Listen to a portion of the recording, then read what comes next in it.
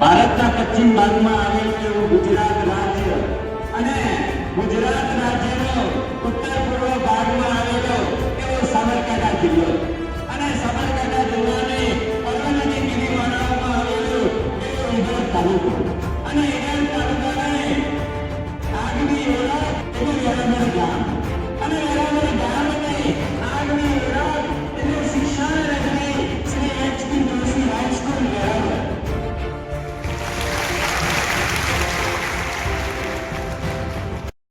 દિન કોઈની સભાનો પાસ આપે છે કારણ કે શ્રી એચ.પી. જોશી હાઈસ્કૂલમાં ગુરુ પૂર્ણિમાની ઉજવણીની તૈયારીઓ એ થાય છે. આજનો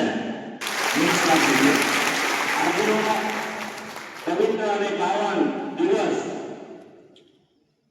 આજે આપણે ગુરુ પૂર્ણિમાની ઉજવણી કરી રહ્યા છે. આમ તો ગુરુ પૂર્ણિમા એ અષાઢ મહિનાની પૂનમના દિવસે આવે છે, પરંતુ આપણે સ્કૂલની અંદર એ દિવસે રજા રાખીએ છીએ અને સાંસ્કૃતિક પ્રોગ્રામના અંતર્ગત આપણે ઉજવણી કરતા હોઈએ છીએ.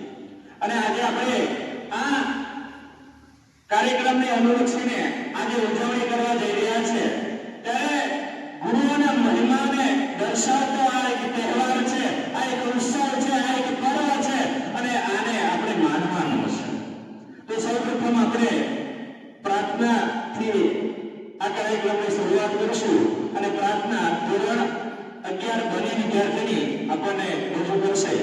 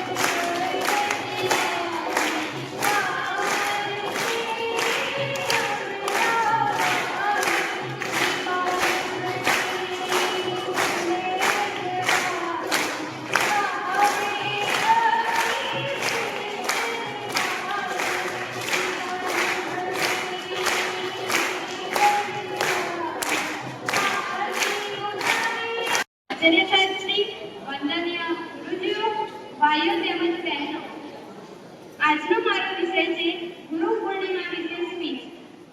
એક વ્યક્તિએ એક શિક્ષકને સવાલ કર્યો, શું કરો છો? શિક્ષકે જવાબ આપ્યો, હીરા ઘસું છું પણ નિશાળમાં. શિષ્યમાં રહેલી હજારો ખામીઓને ખૂબીમાં બદલી દેનાર એટલે જ ગુરુ.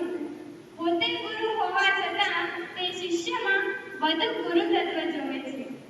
આપણા માતા પિતા એ આપણા પ્રથમ ગુરુ છે, જેને જગ જાણે જીવન દેનાર, જન્મ આપનાર માતા પિતાને પ્રથમ વંદન કરીએ.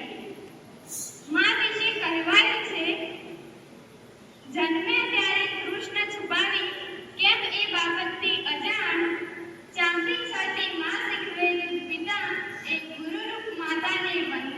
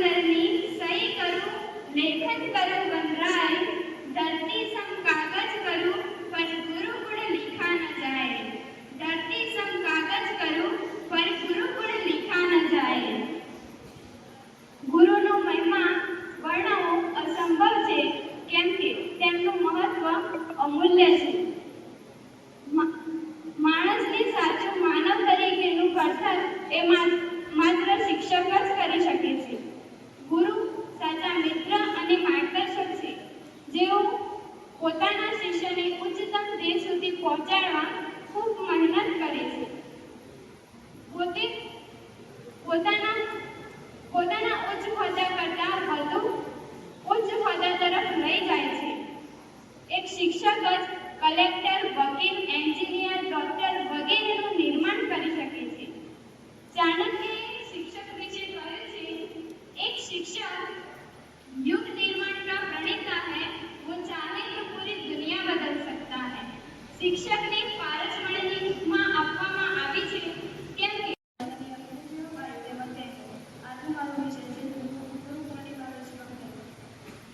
ગુરુ એટલે શું? ગુરુ એટલે જ્ઞાનનો પ્રકાશ આપનાર. પ્રથમ ગુરુ આપણી માતા છે, જેને આપણે જન્મ આપે છે. બીજા ગુરુ આપણા પિતા છે, જેમને આપણને ચાલતા શીખવાડે છે. અને ત્રીજા ગુરુ આપણા શિક્ષક છે, જેમને આપણને સાચું માર્ગદર્શન આપે છે. દર વર્ષે અષાઢ માસના દિવસે ગુરુ પૂર્ણિમા ઉજવવામાં આવે છે. દિવસે ગુરુ પૂર્ણિમા ઉજવવામાં આવે છે. ગુરુનું પદ સર્વોચ્ચ છે. આપણા જીવનમાં ગુરુનું મહત્વ વધુ છે. ભાઈઓ તથા બહેનો, મારો આજનો વિષય છે ગુરુ પૂર્ણિમા વિશે છે. ગુરુ પૂર્ણિમા એક પવિત્ર દિવસ છે. આ દિવસ ભારતીય સંસ્કૃતિમાં ખૂબ જ મહત્વનો ગણવામાં આવે છે. ગુરુ પૂર્ણિમા એ દિવસ છે જે આપણે આપણા ગુરુ પ્રત્યે આદર અને કૃતજ્ઞતા વ્યક્ત કરે છે. ગુરુ પૂર્ણિમા એ એક ખાસ દિવસ છે જે ગુરુઓ અને શિક્ષકોને સમર્પિત છે. આ તહેવાર હિન્દુ કેલેન્ડર મુજબ અષાઢ મહિનાની પૂર્ણિમા પર આવે છે. આ દિવસે મહર્ષિ વેદવ્યાસનો જન્મદિવસ પણ છે, તેથી તેમણે મહાભારત જેવી વિશાળ અને મહત્વપૂર્ણ કૃતિ લખી છે. આપણા મહાપુરુષે પ્રાપ્ત કરેલા જ્ઞાન પાત્ર તેમના ગુરુઓને આપેલું જ્ઞાન જ જવાબદાર છે. મહાપુરુષે શું આપણા સૌના તારણહાર ભગવાન શ્રી કૃષ્ણને પણ સંદીપની ઋષિ જેવા ગુરુ હતા.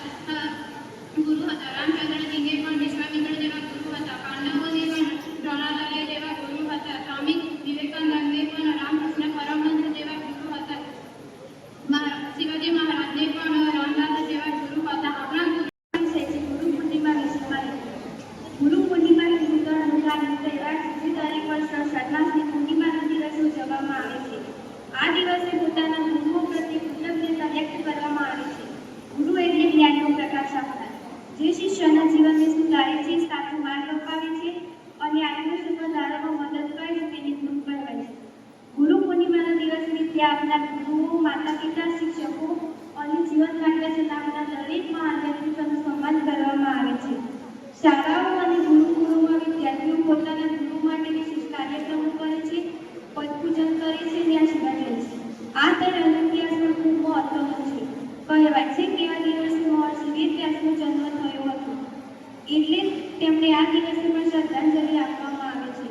ગુરુ પૂર્ણિમા આપણને ગુરુની મહિમા અને મહત્વ ગુરુજીના નામની હો મારા છે લોકમાં, નારાયણ નામની હો મારા છે લોકમાં.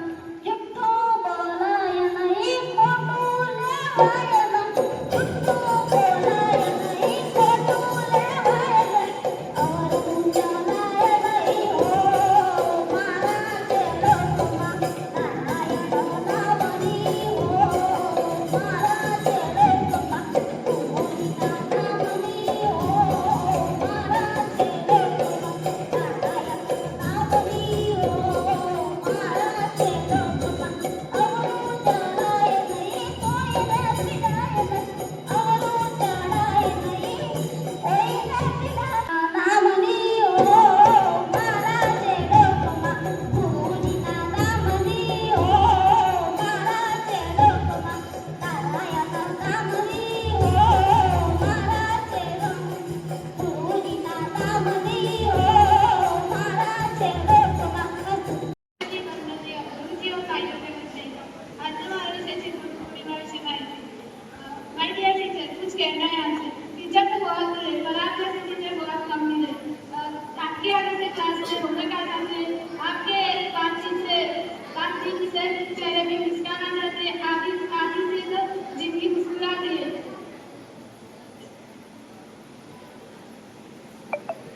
कि आपको हमेशा खुश रखने, कभी ना गम मिले. टीचर तो बहुत देंगे, पर आप जैसे टीचर बहुत कम मिले. टीचर तो बहुत मिले, पर आप जैसे टीचर बहुत कम मिले. आपके डांटने सुकून, आपकी बातों में जुनून, आपकी की वजह से जो भी वगैरह आपके क्या कुछ ही है. अच्छा, एक बात और कि आपसे जब गुरु चले जाएंगे तब आपको बहुत मिस करने वाले हैं.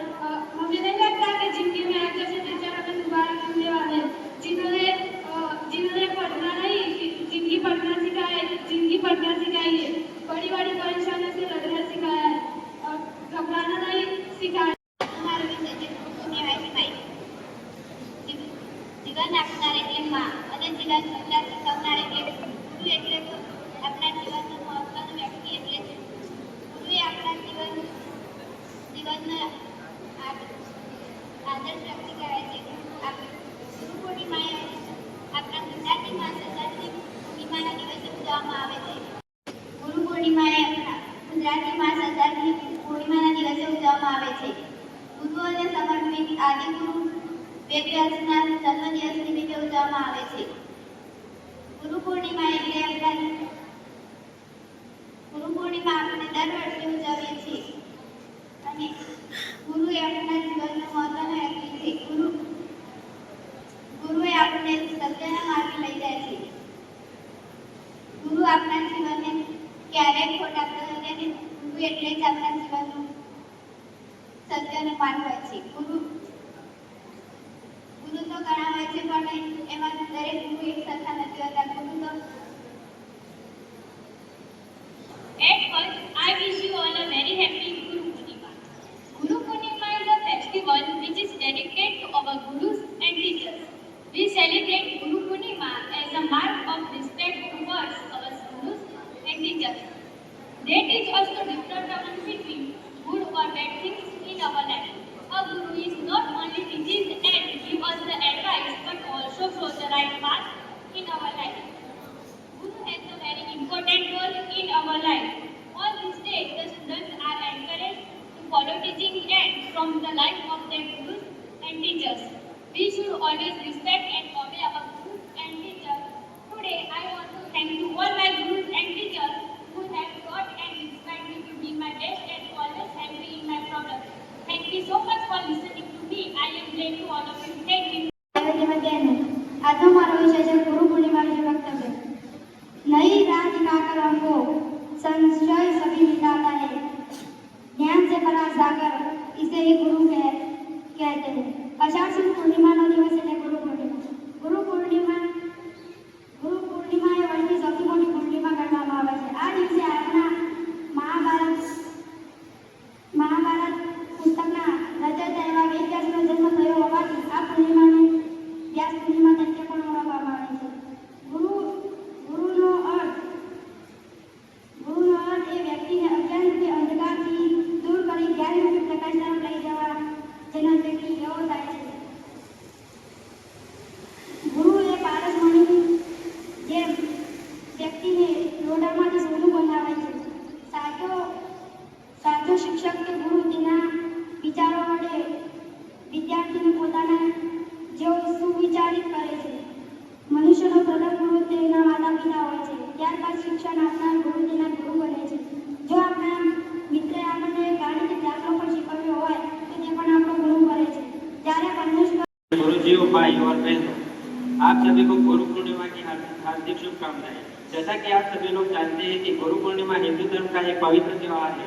यह त्योहार प्रत्येक वर्ष पूरे भारतवर्ष में आषाढ़ मास के शुक्ल पक्ष के दिन मनाया जाता है। इस दिवस को व्यास पूर्णिमा और देव व्यास जयंती के नाम से भी जाना जाता है। कहा जाता है कि आषाढ़ माह के दिन महर्षि वेद व्यास जी ने अपने शिष्यों और ऋषि मुनियों की श्री भगवत पुराण का ज्ञान दिया था। तब से महर्षि वेद व्यास के शिष्यों ने इस दिन को गुरु पूर्णिमा के रूप में मनाने और गुरु पूजन की परंपरा शुरुआत की।